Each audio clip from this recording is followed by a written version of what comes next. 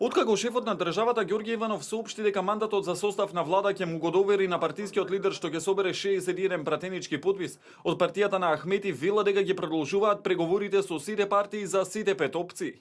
Сепак не откриваа дали досега конкретно договориле средба со некој од партиите од македонскиот блок. Разговараме со сите и за сите опции, велат за телевизија Нова Накусо од Мала Речица. Во меѓувреме остануваат дилемите зошто партијата на Ахмети не ја продолжи коалицијата со Груевски и по истекот на рокот во кој нивните партии не успееја да се договорат. Дневник денеска анализира дека доколку ДУИ се одлучеше да ја продолжи коалицијата со ВМРО ДПМН, ќе им донесе крах на интегративците на локалните избори.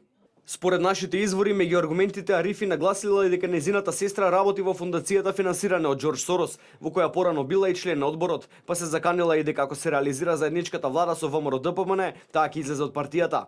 Вториот незин аргумент, но и на Бејта, бил дека по ударот што ДУИ го доби на декемвриските избори, само партнерство со СДСМ може да ги спаси од дебакл на престојните локални. Иако Ахмети, како што брифираат изворите, се противил на нивните ставови, нагласувајќи им дека токму поради СДСМ ги изгуби албанските гласови, сепак на крајот ја прифатил тезата како нова политичка реалност за ДУИ.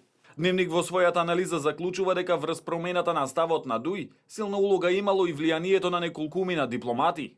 По речиси 10-часовни консултации и состанок на Централното председателство на партијата, Бојар Османи не сакаше да коментира предпоставки. Наша задача беше да донесеме одлука, да ги поставиме сите опции на маса.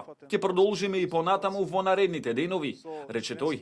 Тридневните маратонски консултации во Мала Речица финишираа без внатрешен договор во партијата на Ахмети.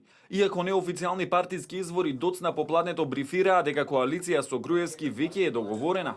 На неколку минути пред полноќ во неделата портпаролот Османи соопшти дека Ахмети одлука нема и дека сите 5 опции остануваат отворени.